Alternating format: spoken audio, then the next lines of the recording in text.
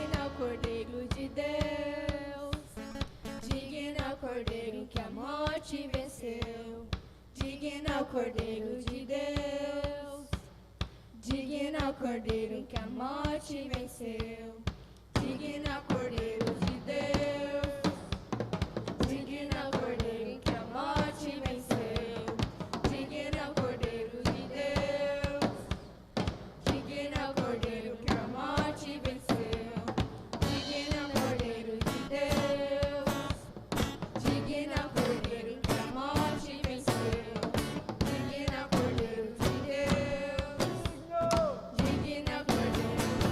Maravilhosa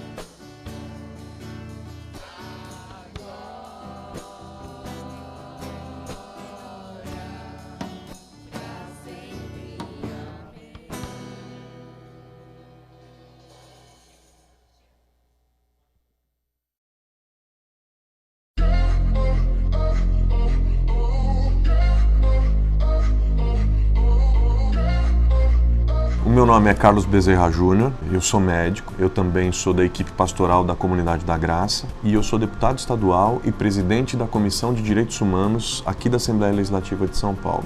Eu fui 3 vezes vereador aqui na capital, estou no meu 2º mandato como deputado estadual. E eu acabei descobrindo a minha vocação política servindo as pessoas, servindo na minha comunidade. Eu me lembro que era um garoto, um jovem cheio de sonhos, que chegou à faculdade de medicina. E aí eu comecei a abrir as escrituras e comecei a receber insights espirituais dentro da minha comunidade que me impulsionavam para uma vida cristã e para uma manifestação, para uma expressão de vida cristã que ia para além daquele limite do templo, do clero e do espaço religioso. Até porque a gente tem que ter muito claro, quando a gente fala de expressão cristã como serviço ou como ministério, que não tem espaço para todo mundo ser pastor, não tem espaço para todo mundo no Ministério de Música, mas a igreja tem múltiplas expressões ministeriais e que devem se colocar também na sociedade. E aí eu comecei a pensar, comecei a ser desafiado a utilizar, naquele momento em que eu estava na universidade, a utilizar a minha vocação em favor do reino, como médico. A gente montou um primeiro grupo de voluntários, nós éramos 5, 6 jovens, e nós começamos a pensar como é que a gente podia servir a nossa comunidade. Porque havia um incômodo conosco, porque a gente ia aos domingos à igreja,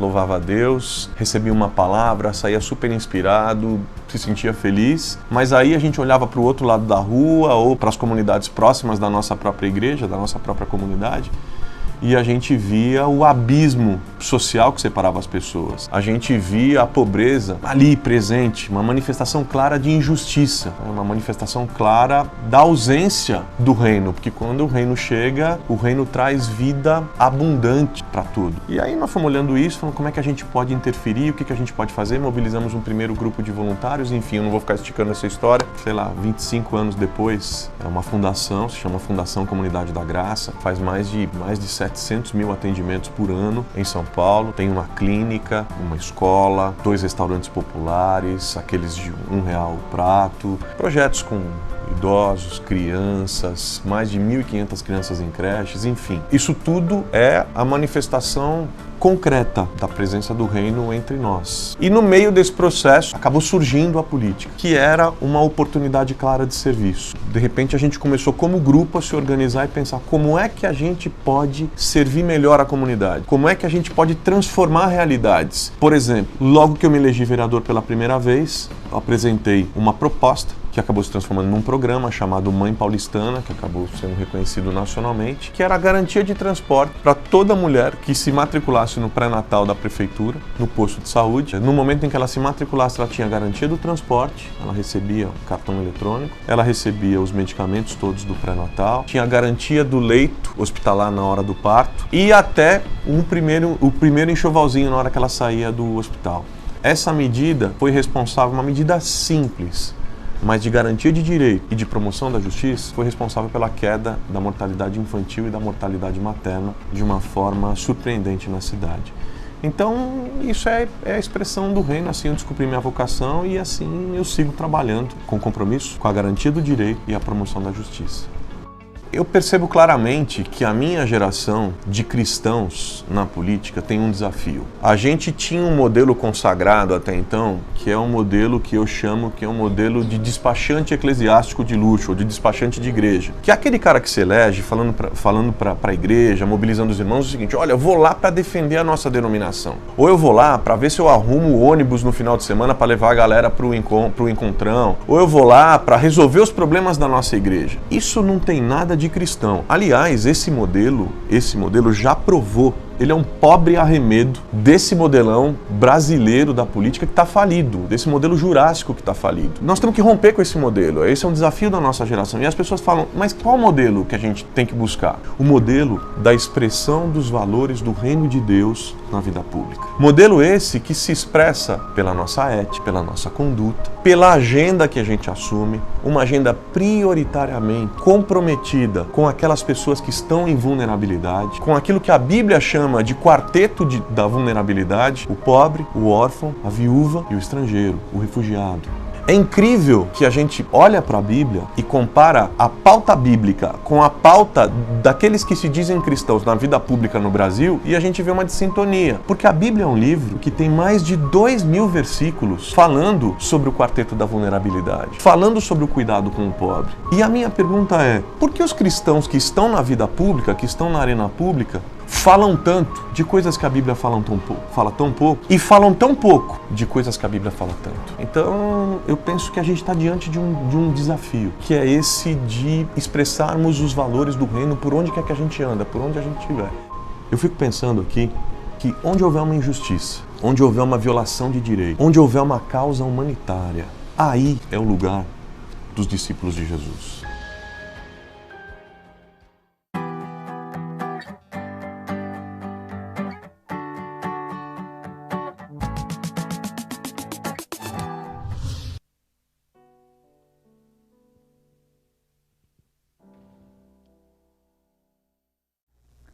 É muito bom estar com vocês mais uma noite.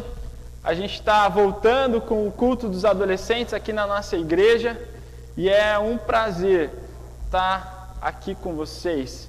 A gente está com uma contingência de 30% da igreja e a gente está entrando num novo tema.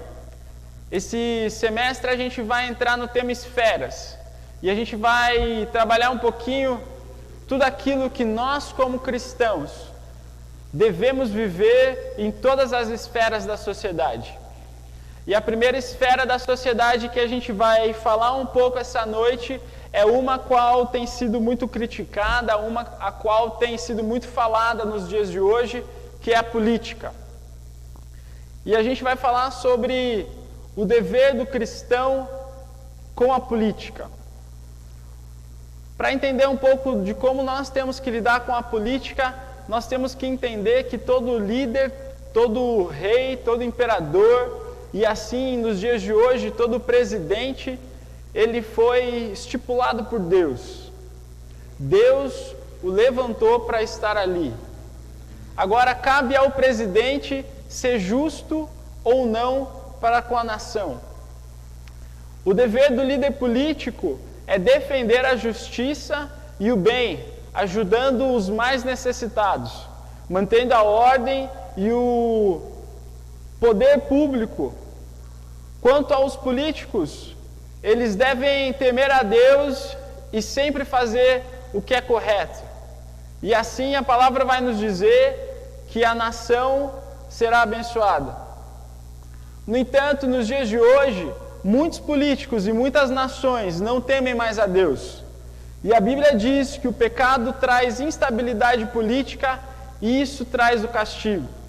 Governantes injustos um dia também enfrentarão a justiça de Deus e a nação que se entrega ao pecado receberá o que merece. Mas quando um povo se volta para Deus, ele restaura esse povo, ele restaura essa nação. E o cristão tem o dever de obedecer à lei e respeitar aos líderes, respeitar aqueles que foram instituídos, seja na esfera municipal, estadual ou nacional. Também é importante para nós como cristãos orarmos pelos políticos. Não basta só nós criticarmos, não basta só nós opinarmos o que eles deveriam fazer, mas nós devemos orar pelos políticos. É base de uma vida cristã orar pelos seus líderes. Sejam eles líderes ministeriais, sejam eles líderes eclesiásticos da igreja, e além, sejam eles com os líderes políticos. Todos nós devemos orar pela vida deles. E não só orar para que Deus o abençoe, ó Senhor, abençoa tal político, para que ele possa cuidar da nossa nação. Mas orar para que ele tenha sabedoria, para que ele não haja sem princípios, para que ele não haja com aquele coração humano, mas que ele possa ter o coração voltado para Deus. Porque todas as ações que esse político tomar, seja ele presidente, deputado, seja ele vereador, seja ele prefeito, vai influenciar direto nas nossas vidas.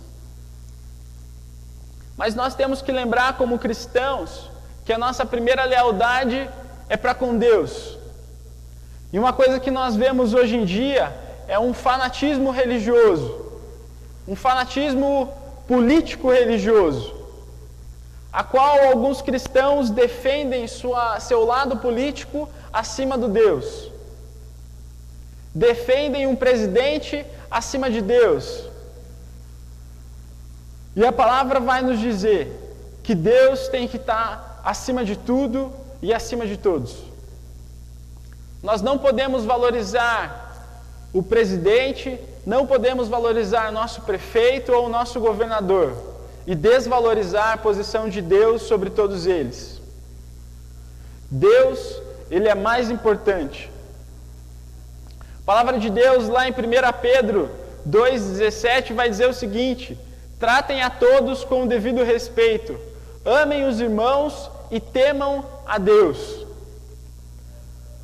Para entendermos um pouco do que Deus fala sobre a autoridade, Ele vai nos dizer em Romanos 13, de 1 a 7, todos devem sujeitar-se às autoridades governamentais, pois não há autoridade que não venha de Deus. As autoridades que existem fora foram por eles estabelecidas.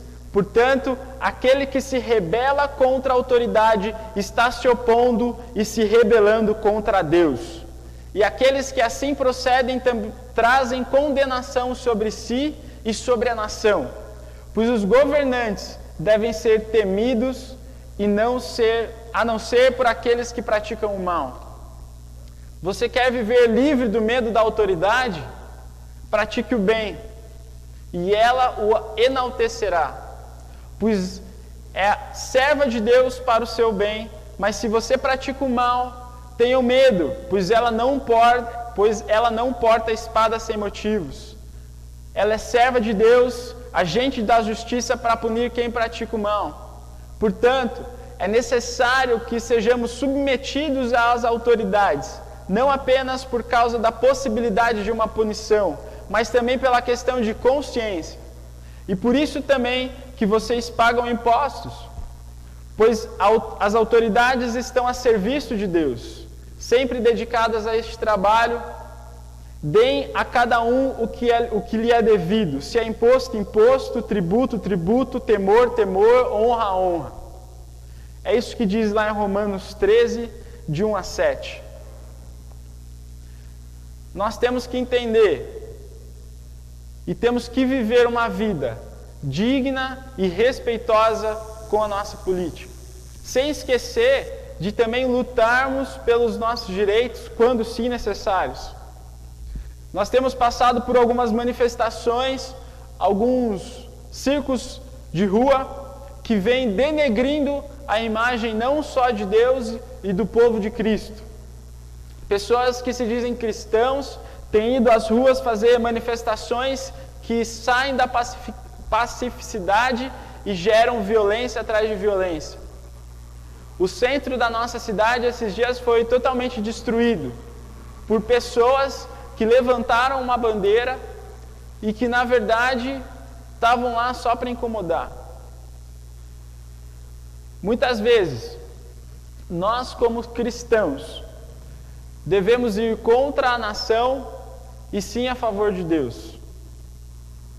Porque entendemos que Deus, Ele tem toda a sabedoria e Ele tem toda a autoridade sobre aqueles que Ele coloca no poder. As crises que temos vivido como nação, o pânico instaurado por poucos, tem cada dia mais dividido o povo de Deus dentro das próprias igrejas. Vemos cristãos de direita, cristãos de esquerda, brigando entre si dentro das igrejas, e esquecemos que, na verdade, devemos defender a ordem e a lei de Deus. Não importa se você é de esquerda, não importa se você é de direita. O que importa é que você defenda o que a palavra nos diz. Amemos uns aos outros, porque isso foi um mandamento de Deus. Nós, como cristãos, temos que parar e refletir sobre aquilo que temos gerado, as atitudes que nós temos tido em relação à nossa política. Não podemos mais votar naqueles políticos que vêm sujado e manchado o nome de Deus. Aqueles políticos que vêm usando o nome do Senhor e que só fazem besteira. Nós temos que colocar um basta nisso. E como fazendo isso? Nós fazemos isso através da oração. Eu lembro há alguns anos, uma missionária da Coreia, ela deu um testemunho em uma das igrejas aqui de Curitiba, e ela falou o seguinte: nós levantávamos às 3 e às 4 horas da manhã, todos os dias, para orar pela Coreia e pelo presidente, clamando ao Senhor para que existisse uma mudança. E essa missionária vai relatando que em menos de um ano, a Coreia mudou, a política pública mudou. E eles têm certeza de que mudou porque eles oraram, porque o povo ajoelhou e orou, as igrejas se uniram em oração e moveram o coração de Deus por aquela nação. E eu creio que nós, como cristãos, nós como igreja, nós podemos mover o coração do nosso Deus a olhar pela nossa nação, para que nós possamos melhorar, nós possamos mudar, para que cada dia mais o povo deixe de sofrer, o povo deixe de passar fome, saia da miséria. Eu quero convidar vocês a orarem, cada um no seu lugar, aí na sua cadeira, que a gente possa levantar um clamor pela nossa nação.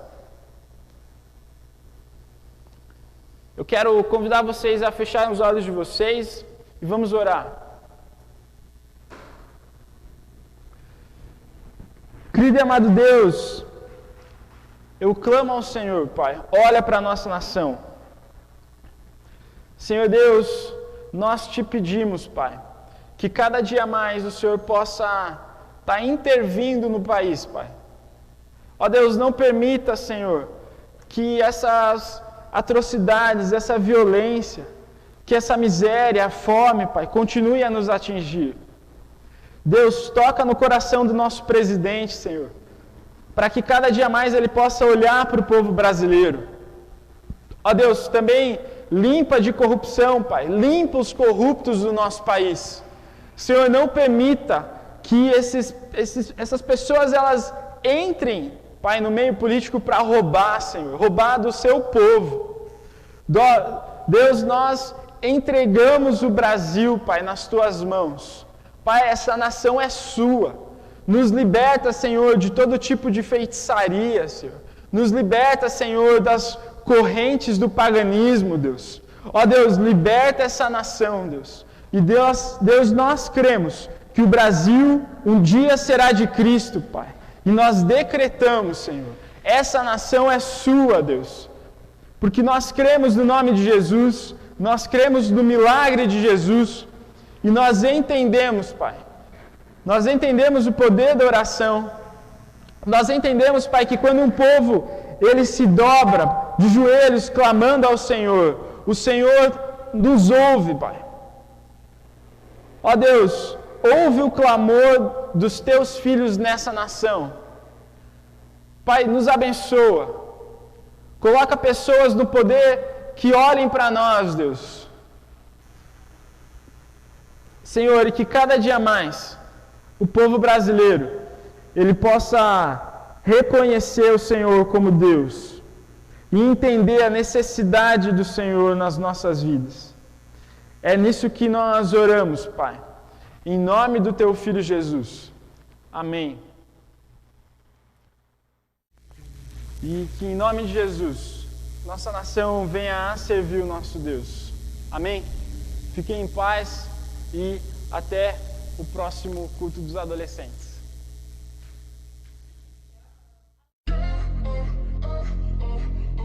Em uma sociedade feita de esferas, nós estamos em todos os lugares. Vivemos em um mundo que despreza a Deus, um mundo que procura respostas em homens comuns e corruptos, onde a sabedoria de Deus é ridicularizada. Por todos os lados nós somos pressionados, difamados e condenados. Mas isso não importa, nós nunca iremos desistir. Nossa bandeira é o Evangelho, a nossa arma é a fé. Trazemos em nosso corpo o morrer de Cristo para revelar a sua vida. Rendição jamais. O nosso Redentor venceu o mundo e nós não temos nada a perder. Seguiremos na luta, seremos a resistência e iremos até o fim.